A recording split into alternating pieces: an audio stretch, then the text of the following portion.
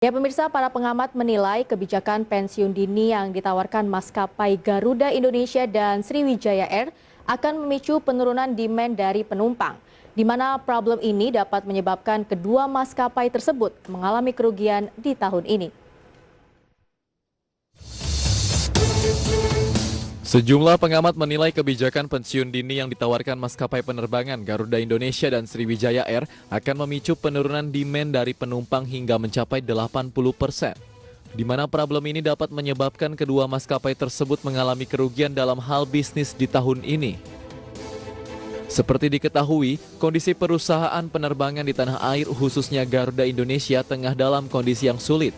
Bahkan maskapai dalam negeri ini hanya mengandalkan penerbangan logistik atau kargo untuk tetap bertahan di tengah situasi pandemi COVID-19. Sementara itu, Direktur Utama PT Garuda Indonesia Persero Tbk Irfan Setiaputra mengungkapkan bahwa penawaran program ini merupakan upaya dalam pemulihan kinerja usaha yang tengah dijalankan oleh perusahaan. Hal tersebut perlu dilakukan untuk membuat perusahaan yang lebih sehat serta adaptif dalam menjawab tantangan kinerja usaha di era kenormalan baru. Adapun pihak Garuda juga memastikan bahwa seluruh hak pegawai akan dipenuhi sesuai dengan ketentuan perundang-undangan yang berlaku, serta kebijakan perjanjian kerja yang telah disepakati antara pihak karyawan dan perusahaan guna memulihkan kembali kinerja industri penerbangan di Indonesia. Berbagai sumber untuk IDX Channel.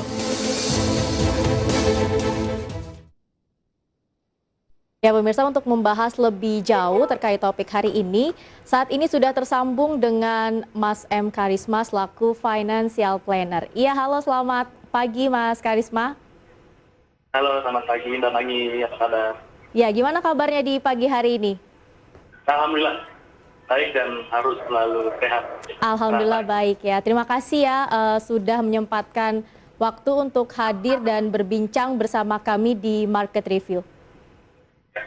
Ya, terkait topik hari ini Mas Karisma, di mana beredar isu bahwa ada dua maskapai penerbangan Indonesia yang menawarkan pensiun dini kepada para karyawannya. Artinya memang secara tidak langsung maskapai tersebut ini ingin melakukan efisiensi karyawan begitu ya. Tapi mungkin dari sisi karyawannya sendiri ketika setuju dengan tawaran tersebut, ada beberapa hal yang memang perlu diperhatikan dan juga dipersiapkan. Nah, kira-kira bagi karyawan yang memang setuju dengan tawaran pensiun dini tersebut, hal apa saja yang harus dipersiapkan untuk kedepannya setelah melakukan pensiun dini, Pak? Oke, jadi gini Mbak Mangi, jadi bahwa memang pensiun itu saya selalu berbagi ke dua sifat ya. Yang pertama itu sifatnya natural, yaitu adalah pensiun yang memang pasti akan kita alamin selama masa yang sudah ditetapkan. Apabila sekarang kita kerja biasanya di umur 55 atau bahkan 60 tahun. Yang kedua ada juga nih pensiun yang tidak natural, berarti kayak program-program yang bisa diberikan pada saat sebuah industri yang tempat kita bekerja itu terkena resiko.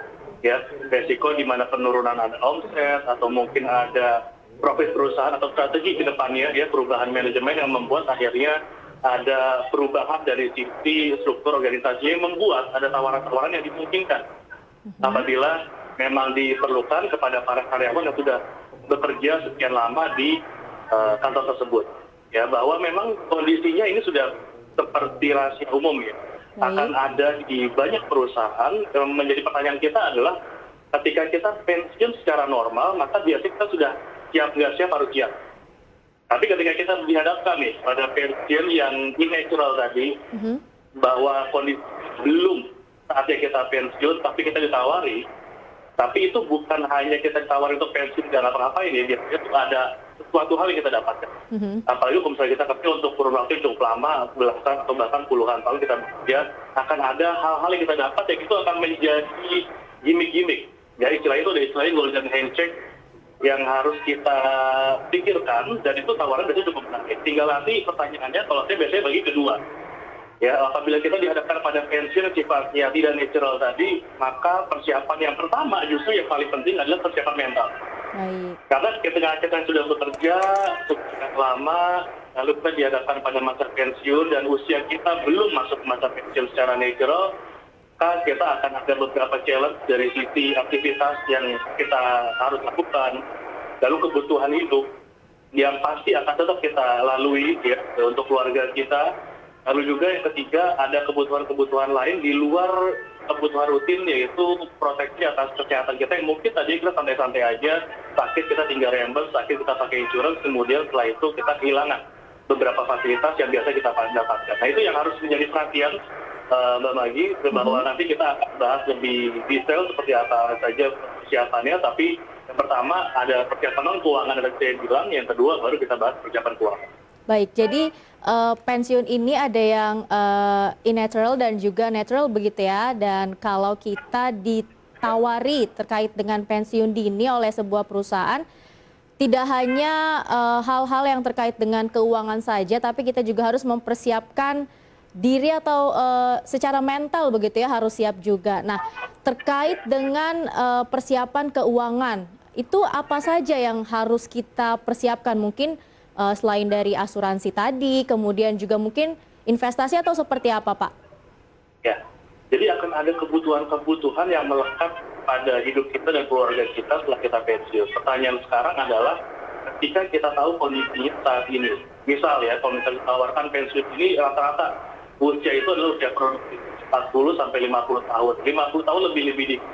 Itu pasti ditawarkan juga. Jadi ketika kita berada di usia produktif, biasanya nih anak-anak kita berada di usia-usia yang sekarang masuk ke jenjang pendidikan menengah, non pendidikan tinggi, sehingga kita harus kasih persiapan dana pendidikan dari yang sifatnya menengah sampai dengan nanti perguruan tinggi. Nah, kita harus benar-benar berhitung apakah ternyata memang kita bisa persiapan itu dari apa yang kita dapat sebagai kompensasi, atau memang cukup banyak challenge bagi kita ketika memutuskan mengambil sekarang. Tapi ketika ternyata nanti kita memang memutuskan untuk mengambil, maka harus ada strategi. Ya, strategi untuk kita bisa memenuhi kebutuhan hidup kita sampai dengan kebutuhan untuk masa depan kita dan keluarga kita. Di antaranya adalah banyak orang yang bahkan ketika pensiun natural, mereka masih work after pension. Bahwa mereka mencari second career mereka sebutnya. Ya, pekerjaan-pekerjaan yang belum pernah dilakukan atau mungkin pernah dilakukan tapi sifatnya masih sampingan, lalu itu dijadikan pekerjaan utama. Atau yang kedua adalah mereka semaksimal mungkin mendayagunakan apa yang mereka dapat untuk memenuhi kebutuhan sehari-hari. Biasanya mereka berinvestasi untuk menghasilkan pasif income untuk mereka. Ya kan sekarang ada beberapa jenis. Kalau saya ngomong investasi itu ada biasanya dua. Yang pertama itu adalah kita mengharapkan ada kenaikan nilai dari investasi kita yang kita bisa manfaatkan di masa depan. Yang kedua adalah menghasilkan pasif income untuk kita. Ya, income yang cuma rutin yang kita bisa dapatkan. Nah, itu yang nanti kita bisa manfaatkan ketika kita memiliki cukup dana. Ya, tinggal hitung-hitungan kurang lebih berapa biasanya kebutuhan hidup kita. Pasti akan ada penyesuaian gaya hidup yang biasanya kita pengeluarannya 10 juta. Pasti bisa kita manage, ya, harapannya bisa sampai 50%. Itu nanti akan bisa kita kelola dari sisi cash flow-nya juga.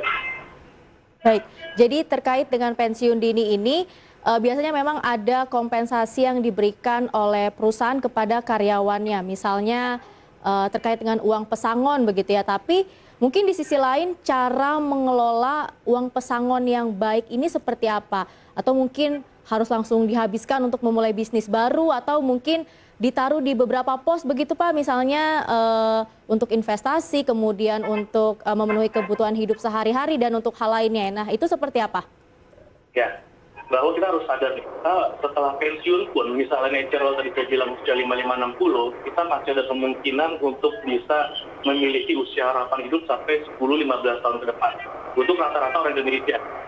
Jadi ketika kita menghadapi kondisi yang natural tadi, maka ke estimasi ya harapan hidup kita usianya itu masih sampai 20 bahkan 30 tahun. Nah, makanya kita harus bisa nih membagi. Ketika kita memiliki dana yang didapat sebagai kompensasi kita menerima pensiun dini, maka kita biasanya saya menyarankan untuk membagi dua pos. 50%-nya kita alokasikan untuk kebutuhan jangka panjang, karena nanti kita akan menghadapi usia pensiun yang benar-benar kita tidak produktif lagi.